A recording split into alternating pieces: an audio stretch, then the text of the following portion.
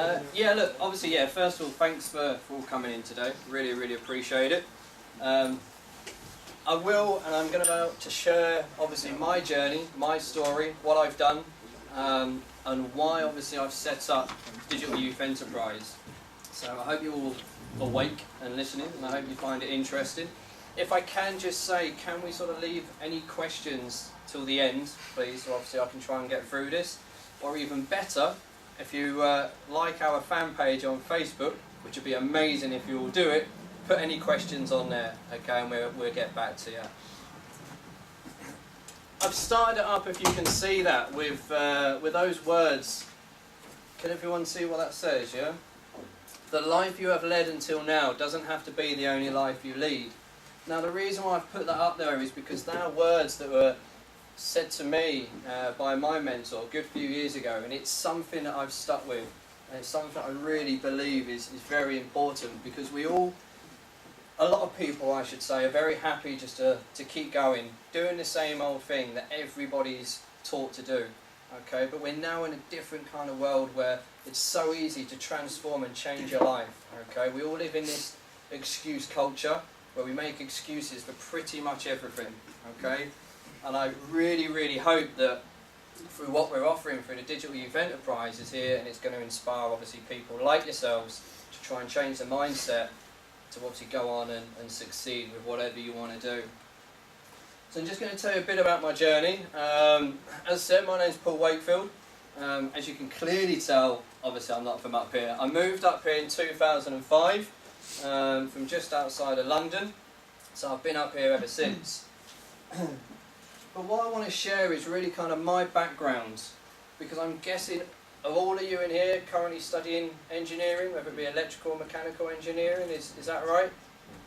Yeah, don't all speak at once, you're okay, you can say yes, yeah? Okay, cool. Well look, likewise I did. When I left school, I actually wanted to get into fashion design. I loved drawing and I loved all of that kind of thing. But prior to that, when I was at school, I had a couple of jobs. From sort of 13 to 16, I'd done a paper round, which I was earning sort of £10 a week. And I was also, I was selling programmes, earning 10 quid a week. If you're into football, that was my local football team, and had a paper round. And I was always kind of into making money, not loads, but it was something different to what a lot of my friends were doing, and I was making quite a bit of money. Just by earning sort of 65 quid a week, it helped me to save up £2,000 to go and buy my first little car, which was a Nova, Vauxhall Nova, which, to be fair, some of you might not even know, but it was a great little car. So I've always kind of been into wanting money, making money, however I can. But when I was at school, when I left school, I said I wanted to be a fashion designer. When I spoke to my careers officer at 16, for whatever reason, she recommended that I go into engineering. I'm not quite sure what she didn't understand from fashion design to engineering, but anyway, that's what I done.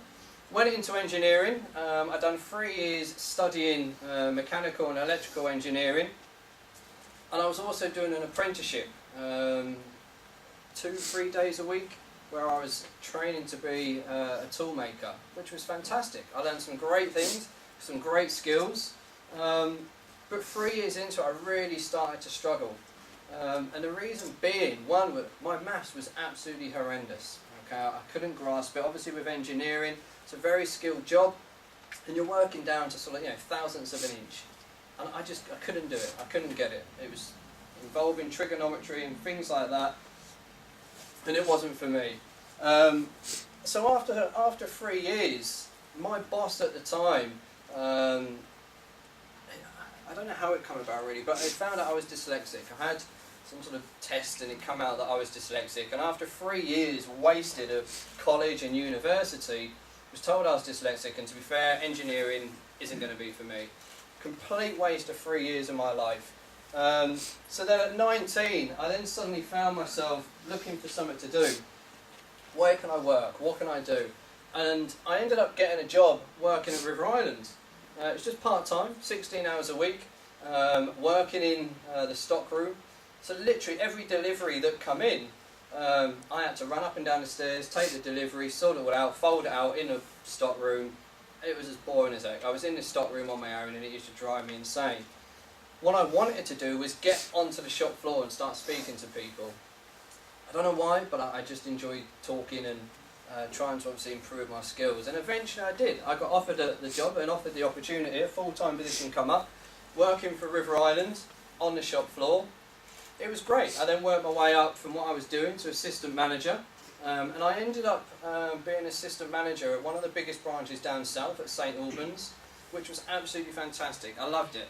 At the time, back then, River Island, which again probably you may not know, probably won't know, it used to be Concept Man and Chelsea Girl.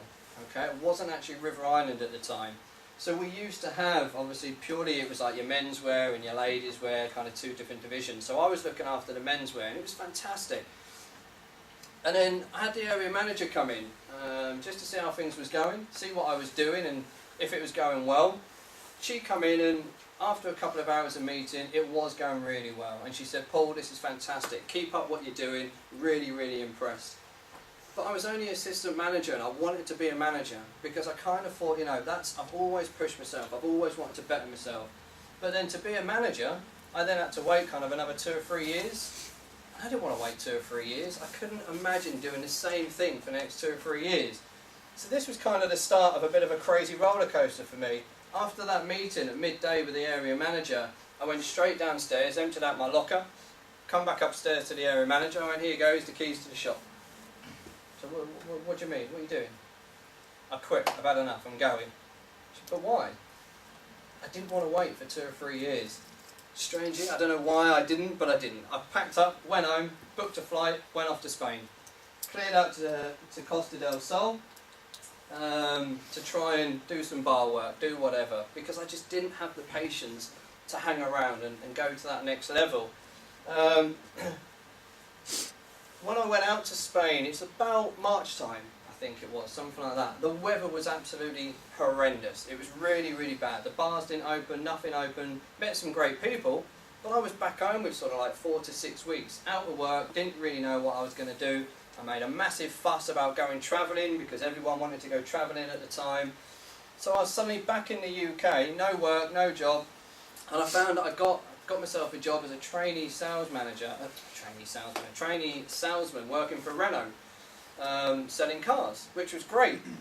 But my basic was only £5,000 a year, which in 1998 I suppose was, you know, quite a bit, but I was 21. But the best thing is I had a company car. So I kind of thought, great, I've got a great company car, but my money was terrible. But that was my first real kind of opening up to real customer service, selling, and the start of my sales career.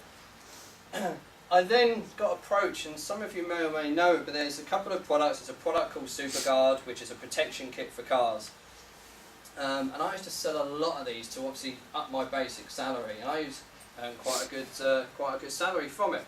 So while I was at Renault, the company called SuperGuard approached me and asked if I wanted to go and work for them. Again, I was 21, 22, but they offered me the position, but said I need to be self-employed. Kind of at 21, 22, I didn't want to be self-employed. I needed money, you know. I wanted to go out and live the life and party and drink and do whatever else. So I convinced them I wanted a basic salary, and they gave me a fantastic salary of £17,500, which is incredible. At the time, it's the biggest salary I'd ever had, and it was great. I went and worked for them, doing really well, and then I got lazy. I wanted more, and I got lazy.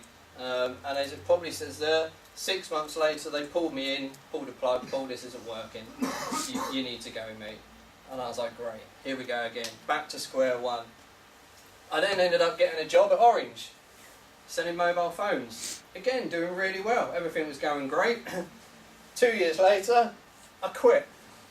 Because again, I kind of got to that level, and I just thought, you know what, this is what I seem to be doing. I then went and managed pubs, I worked in pubs, and I enjoyed that. I had a fantastic few years managing pubs, but then I got bored. So what did I do? I quit.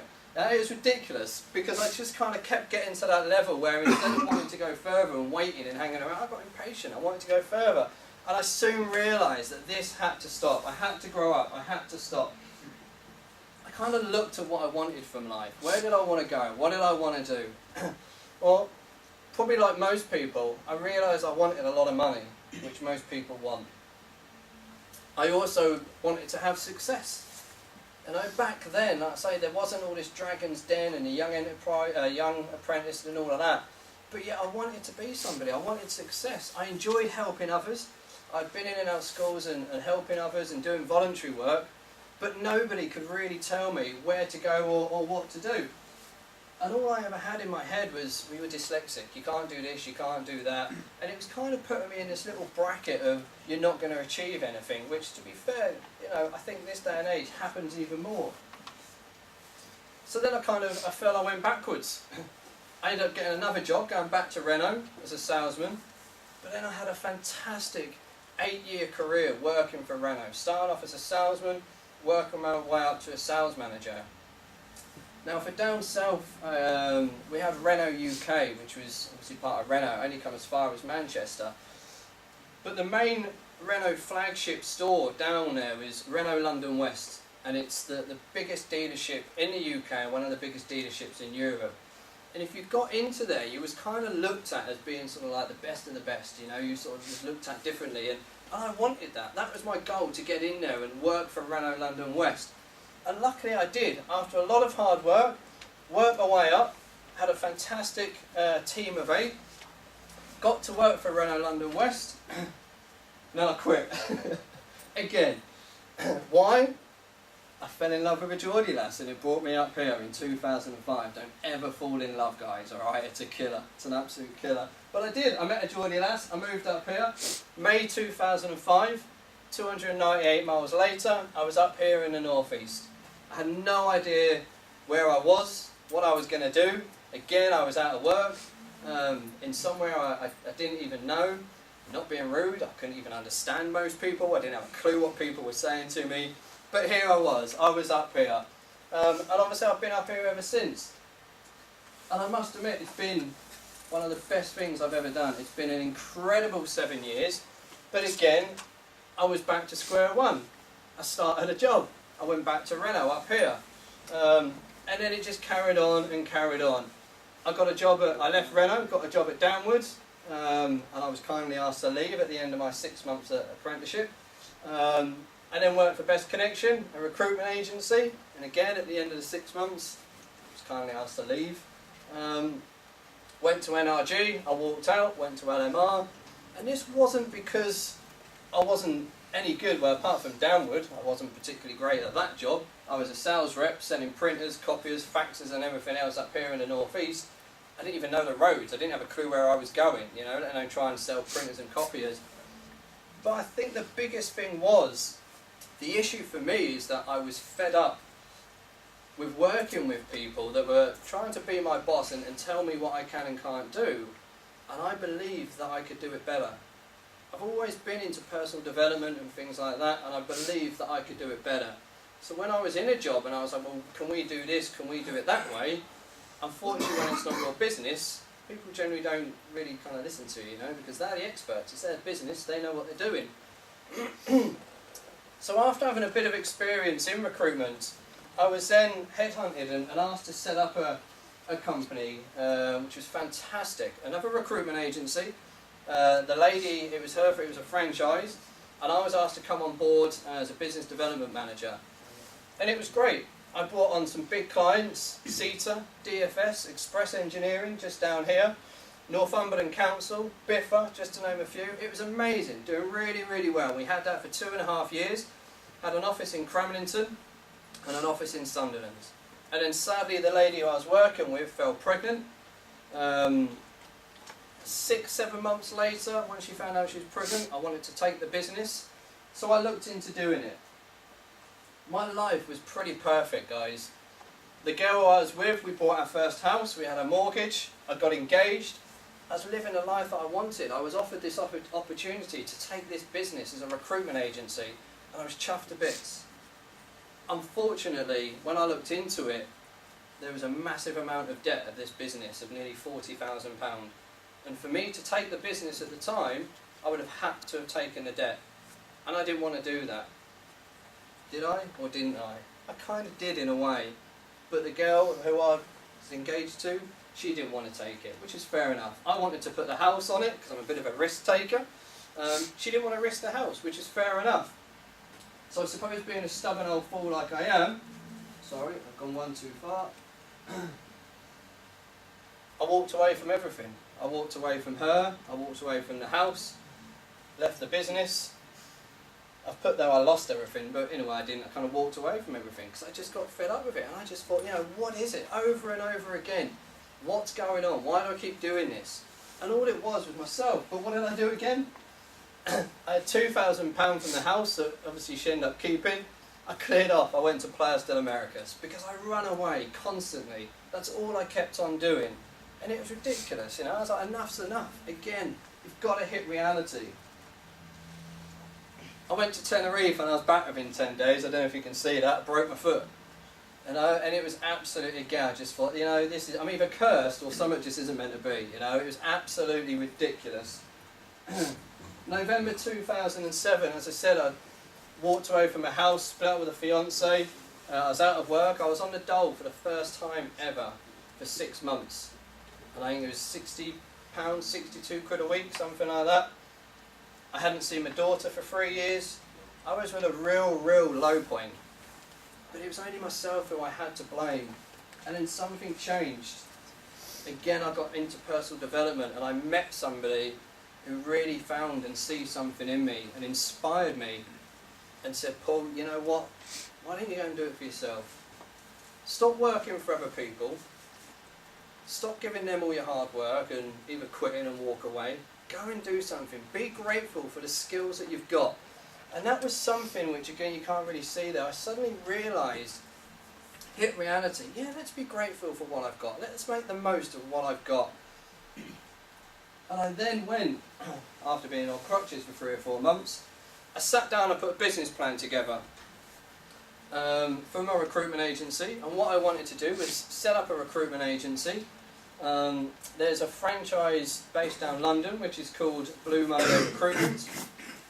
They were offering us a franchise opportunity where you can buy the business. Do you all know what a franchise is? Ish, yeah. Well, it's basically you can. They set up the business and you can buy, basically buy that business. You give them a fee, you get the website, you get the business branding, and they get a percentage. You don't own 100% of it all, but that's what you get. So this opportunity come up, and I spoke to this agency, and I bought the franchise. They wanted £10,000 for 90% ownership. I didn't have £10,000, I had nothing. I was skint, I had a few hundred quid in the bank. So I spoke to them and just said, look, I want your business, I want to set up in recruitment, and I can do it to the automotive industry, but I don't have 10 grand. So instead of me paying a £10,000 and having 90% ownership, I gave them my business plan, I met up with them, went down to London, spoke to them, I took the business and had 70% ownership, which is still pretty good for a franchise. Some franchises you only get 20, 25, 35%.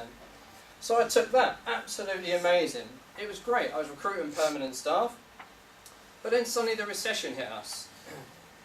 And I had to take, again, sort of, not drastic action, but I had to change the way I was doing business.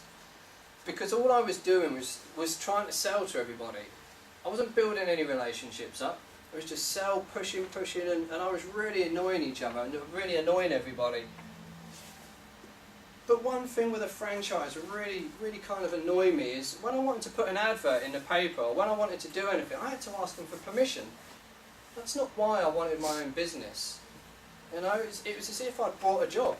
You know, I put an advert in there and they'd seen the advert and said, well, why have you done this? And I had to keep asking them if I could do this, if I could do that, and it wasn't my own business. And again, I got really frustrated with this. Then, like I say, when the recession hit in 2008, and I'd learned loads, so much. But what I didn't realise is, like I say, this recession was about to really kill me. And it really did. As I said, I went on a massive sort of rampage of really selling my business hard. I wasn't really doing any marketing. I wasn't building any relationships up. I wasn't doing anything really that I should have been doing.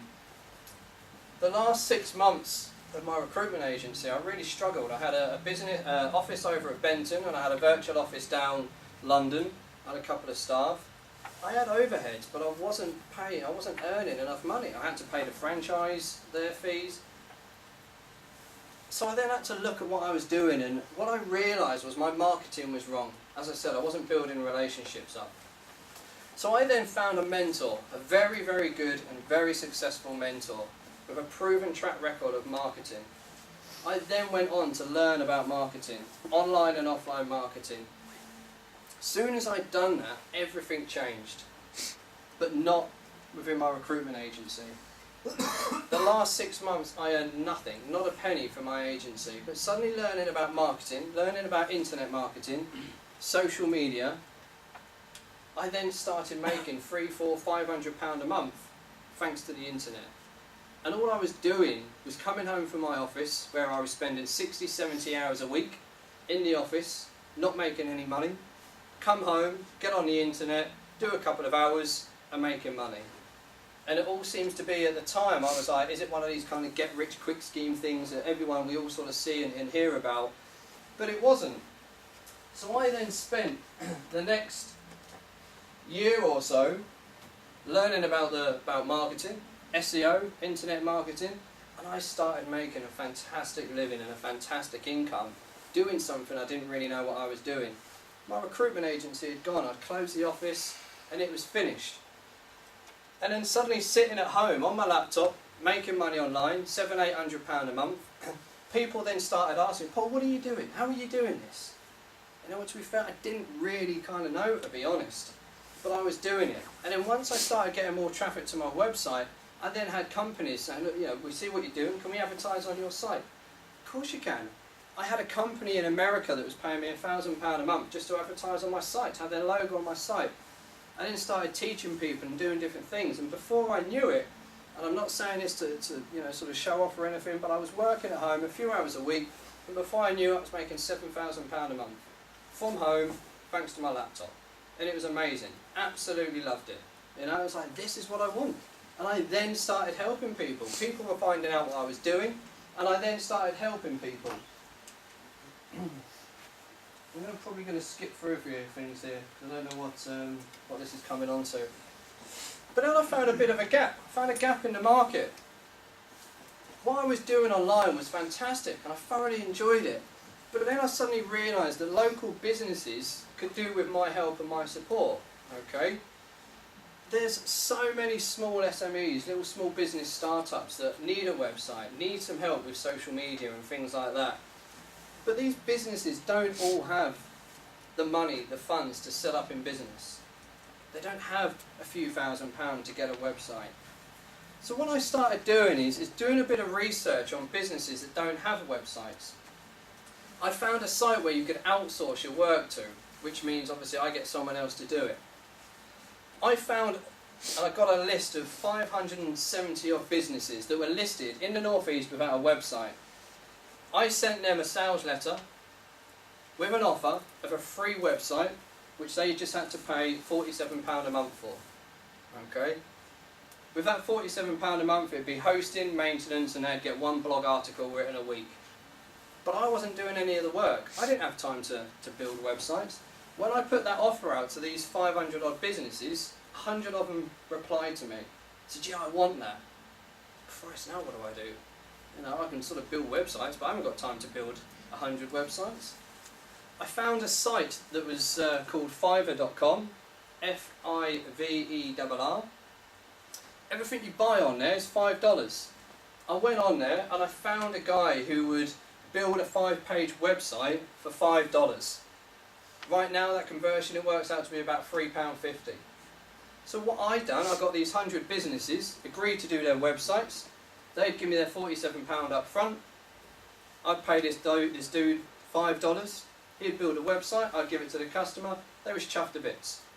Before I knew it, again, from 100 businesses, charging them £47 a week, a month, and I wasn't even doing the work, there was nearly £5,000 a month that I was making, and I wasn't actually doing the work. All I was doing was finding these customers. I found a hungry group of people that wanted something, and I found somebody that could do it. I put them together, and suddenly I was making some great money, and I wasn't doing the work. Thanks to that, within sort of 18 months later, I was teaching people this, and I wrote a product which I called the extra 40k income or something like that.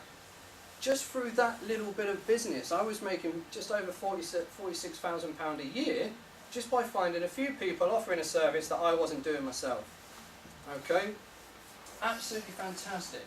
Now, thanks to that, and using the internet, using social media, it's helped me. I put a campaign out a few years ago, 2010. It helped me generate just over £1,900 within 8 days. This is predominantly really down to down to social media. In 2010, I put another and slightly bigger campaign out, and I made just shy of £8,000 in 9 weeks. Through what I was doing through the outsourcing work, again in 2010, that year, I made just over 46 grand a year. I was then interviewed by a gentleman, a very successful internet marketer called Mark Anastasi. He wanted to know what I was doing and how I was doing it. He interviewed me. I went down to London, and he put on a seminar called the Ultimate Facebook Seminar, which was fantastic. There's 500 people there. So we spoke about what we was doing. Thanks to, again, the internet and social media, I've built up a database of just over 15,000 people that I'm constantly helping and supporting. To date, I've personally helped and mentored, thanks to the internet, just shy of 3,500 people, 3,471 people, where I've helped them set up a business online, succeed. Some of them are part-time, some of them are just through hobbies. Some of them are selling ebooks on hobbies, on interests, working from home, just to make a little bit of extra income, okay, to help them out. I've now got a targeted following of over 60,000 people, and since 2010 or 2011, Mark Anastasi wrote a book, a bit of a cheesy claim to fame, but he wrote a book called The Laptop Millionaire, and there's a picture there, it's on sale in Heathrow Airport. That talks about the success that I've had online, thanks to social media, thanks to internet, and what I've achieved, and it's been fantastic. But also what it's given me, from coming from an engineer who was told he was dyslexic and completely changed after quitting everything, walking away from everything, it's given me the life that I want, the kind of lifestyle that I want. My mum and dad, which is them down the bottom, they retired a couple of years ago, and they had to wait till they were 65 to retire. The first 3 months of this year, they decided to go out to India, and I went with them. I took my laptop, I didn't close my business, and I went with them. Still earning money, travelling in India, went to the Taj Mahal, went out there for 3 months. It was absolutely amazing. I've got 5 staff who are based out in India that work for me. They do a lot of the work. I've got my marketing agency, which is called Making You Social, where we do a lot of business to business work, social media, consultancy and stuff like that. None of that closed, thanks to the internet. It carried on going. Okay, absolutely fantastic. And now what I have of my businesses, obviously I've set up Digital Youth Enterprise, I've got my marketing agency, Making You Social, I've got my own private Wakefield brand which does a lot of consultancy, mentoring, and I've got another brand which is set up with another partner, Affordable Marketing Workshops. All that is done on the internet, and I do it wherever I want, from wherever I want. And the reason why I've set up the Digital Youth Enterprise is because I believe right now that you guys in here, you've been born into this incredible digital world, okay, where a lot of you are probably using social media, probably a lot of you have got iPhones or Blackberries or whatever you've got, and you're on it constantly. But you're in here as students, learning a skill, okay, and obviously being at university now with the fees that have gone up so high, if you guys can get any help and support to help with your fees, that's what we'd like to do. Because sadly this age category of 16 to 24 is suddenly this forgotten generation where nobody's really helping. All the government talk about is getting jobs. Let's put them into jobs. What jobs? Where are all these jobs? You guys need to stand out. You've got skills, and thanks to social media, thanks to the internet, you guys can get your message out so quickly. Okay? An example that I use, and I was saying earlier, Right now, businesses are getting inundated with CVs, left, right and centre, okay? You get like, what, 120, 150 CVs per job? But yet, thanks to YouTube and your phones, you could make a quick little 30-second video, record yourself with a message, a personal message, put that up, send it into an email and send it to a company. Now, do you not think if you sent a little video, a personal video with your CV to a company, do you not think you would stand out more than the other 125 or the other 150 people? You guys have been brought and born into this world where you've got facilities to do that. You can make a quick video on your phone. So with a digital youth enterprise, like I say, we're here to support, inspire and encourage 16 to 24 year olds to either set up in business or to learn the skills that I've learned. Yes, I've failed. Yes, I've walked away.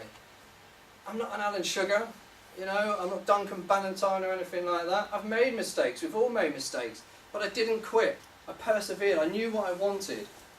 Okay? I'm living the life that I want to live. One thing that did really made and hit home, when I went out to India this year, it's only this year, you know, we all harp on about wanting money and things like that. Money isn't everything. It really isn't. We've got to be grateful for what we've got, and we need to use what we've got. And if you can use social media and the internet and the skills that we deliver to help you get the job that you want, to learn new skills, to improve what you're doing, if it's going to help you get a job, that's what we want to do. If you're interested in setting up a business, we're here to do that. Okay, we can help you. One thing that we do say is everybody, all the volunteers that have come on board so far, and we only launched the 25th of October, we've got the business experts that are willing to help you, okay? So the help and the support that you would get is from people that have got businesses, that are in businesses, okay? It's not people that haven't had a business, okay? It's people that are in the real life, the real world, that have got businesses, they can help you. Could I just ask a couple of questions? How many of you in here smoke? Do any of you smoke? When you put your hands up, your parents aren't in here, alright. So okay, you smoke. Do any of you spend at least £20 a month on cigarettes? Yeah? Okay. How many of you drink? I thought that would be slightly different. Do you all spend at least £20 a month on drink? Exactly. Exactly. How many of you then, last question, how many of you would spend £20 a month to learn how to make 40 grand a year, or an extra £1,500 a month? How many of you would do that? Thought you might. Excellent. Can I sign you all up?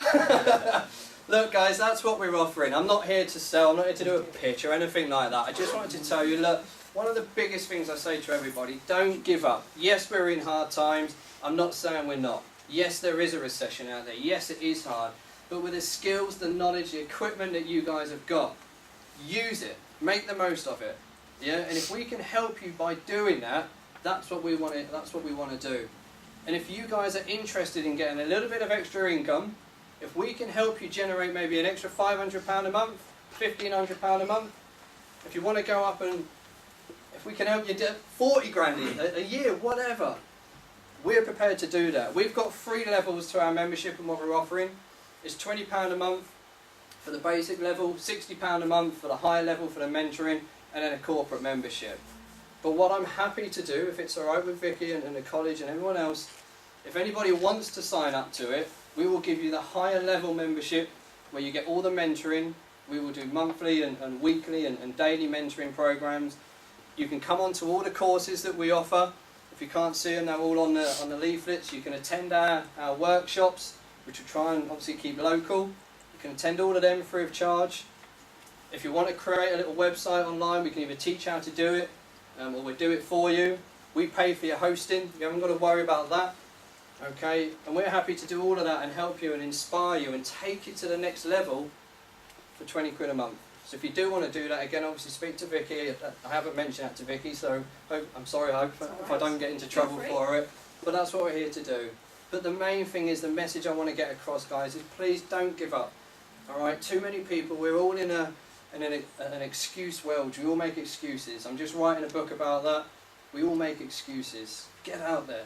the fact that you lot are in this room today makes you stand out from everybody else. You've made an effort. You want to learn, you want to achieve, you want to take your life to the next level. Alright? So I hope that's helped. Hopefully, if I can do anything and take it to the next level, I will do. But, you know, look, I'll finish it there. Thanks ever so much. Appreciate your time. And if you do want to follow us on Facebook, Twitter, or any of the others, please like us. But thanks ever so much, guys. I appreciate your time. Thank you. Cheers. Thanks, Round of Vicky. applause.